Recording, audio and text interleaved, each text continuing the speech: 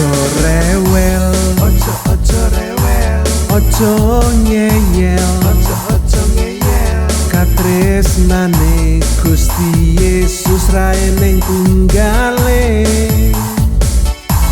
Ojo rewel, Ojo rewel, ojo ngeyel, ojo ngeyel. manuto marang karepe Gusti dudu karepmu.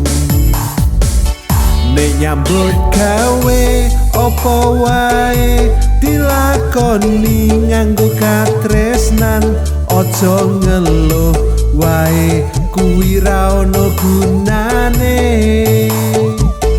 Ing penggawean apa wae nyambut gawe karo seneng, anggep nyambut gawe kanggo Gusti ra kanggo manungsa.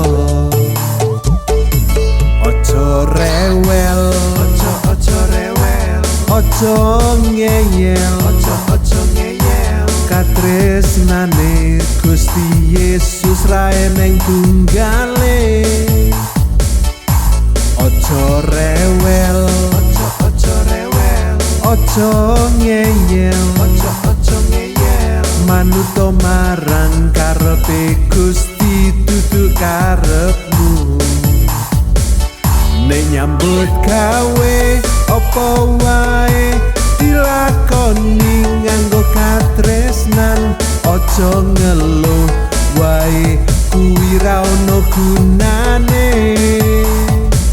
Ing penggawean apa wae nyambut gawe karo seneng, anggep nyambut gawe kanggo Gusti ra kanggo manungsa.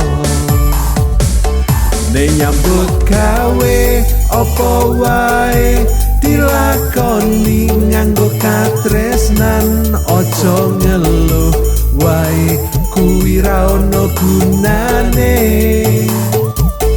Ing penggawean apa wae nyambut gawe karo seneng, anggep nyambut gawe kanggo Gusti ra kanggo manungsa. Anggep nyambut gawe kanggo Gusti ra kanggo manungsa. Anggep nyambut gawe kanggo Gusti ra kanggo manungsa.